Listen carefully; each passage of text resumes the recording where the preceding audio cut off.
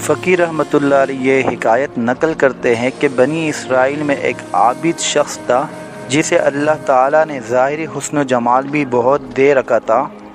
अपने हाथ से ज़ंबील बनाता और फ़रोख्त करके बसर औकात करता था। एक दिन वो बादशाह के दरवाज़े पर से गुज़रा। बादशाह की बीवी की खादमा ने देख लिया। जाकर मलका से कहने लगी कि यहाँ एक आदमी है कि ऐसा हसीन शख्स कभी देखने में नहीं आया, ज़ंबील फ़रोख्त करता फिर रहा है। मलका ने हुक्म दिया कि मेरे पास ले आओ। उसे लाया गया तो बस देखते ही लुट्टू हो गई। कहने लगी ज़ंबीलें फेंक दें और ये चादर संभाल। बांदी से कहा कि तेल और खुशबू वगैरह ला, हम इससे अपनी हाजत बरारी करेंगे। और आबिद से कहने लगी कि अब तुझे ज़ंबीलें बेचने की ज़रूरत नहीं रहेगी। आबिद बार बार इनकार करता रहा। कहने लगी अगर तू ये काम नहीं करना चाहता तो उसके बग़ैर यहाँ से बाहर भी नहीं जा सकता, और दरवाज़े बंद करने का हुक्म दे दिया। आबिद ने ये हाल देखा तो कहने लगा क्या तुम्हारे महल के ऊपर कोई ज़रूरत की जगह है?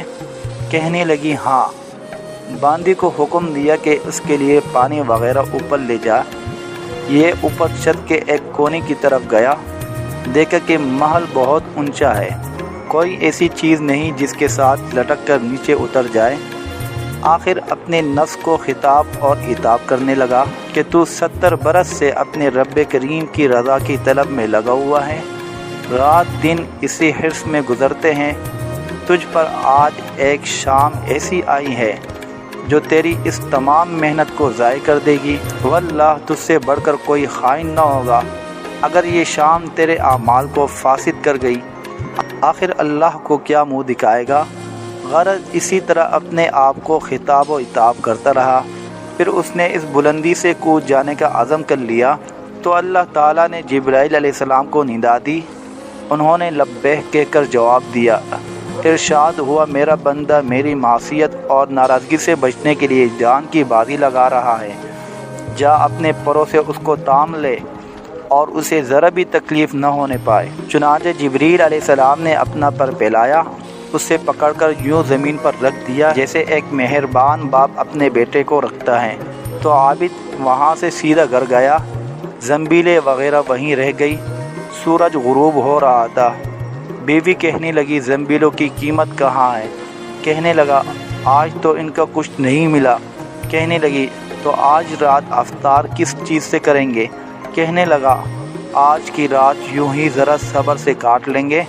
फिर कहने लगा उठकर तनूर में आग जला दे, हमसाए हमारे तनूर में आग नहीं देखेंगे तो ना मालूम क्या कुछ ख्यालात दौड़ाएंगे। ख्वाह इन्हें परेशान करना अच्छा नहीं। बीवी ने उठकर तनूर में आग जला दी, खुद वापस आकर बैठ गई। एक पड़ोसन आग लेने को आई, पूछा आग है? जवाब मिला आगे बढ़कर तनूर से ले लो। ये औरत आग लेकर वापस हुई तो घर वाली से कहने लगी कि तू यहाँ बैठी बातें कर रही है, उधर तेरी रोटियाँ पक चुकी हैं बल्कि जलने को है। औरत ने उठकर देखा तो तनूर बेहतरीन रोटियों से भरा हुआ था। औरत ने इन्हें बर्तन में रखा और खावन के पास ले आई और कहने लगी कि तेरे साथ अल्लाह ताला का ये मामला तेरे बुलंद दर्जात की वजह से ही हो सकता है। लिहाजा तो अल्लाह ताला से दुआ मांग कि हमारी बाकी उम्र खुशहाली और फराखी में गुजरे। आबिद कहने लगा इसी हाल पर सब्र अच्छा है, मगर औरत का इसरार बढ़ता गया हत्ता कि आबिद ने दुआ करने का वादा कर लिया। आधी रात को उठकर नमाज पढ़ी और अल्लाह ताला से दुआ मांगने लगा कि अल्लाह मेरी बीवी का इसरार और तकाज़ा ये है कि उसको बाकी उम्र खुशहाली और फराखी अता फरमा। इतने में छत फट गई। याकूत और मोतियों से भरी हुई तश्तरी नीचे आई जिससे तमाम घर जगमगा उठा। आबिद ने बीवी का पाँव दबाया जो करीब ही सो रही थी और कहा उठकर बैठ और जो कुछ मांगती थी वो संभाल ले। औरत बेदार होकर कहने लगी जल्दी न करो, इस मकसद के लिए तो तूने मुझे नहीं जगाया होता। मैं ख्वाब देख रही थी। सोने की बहुत सी कुर्सियाँ बिछी हुई हैं जो याकूत और ज़बरजद वगैरह से मुरस्सा है, मगर इनमें सुराख है। मैंने पूछा ये कुर्सियाँ किसकी है? जवाब मिला ये तेरे खावन के बैठने के लिए है।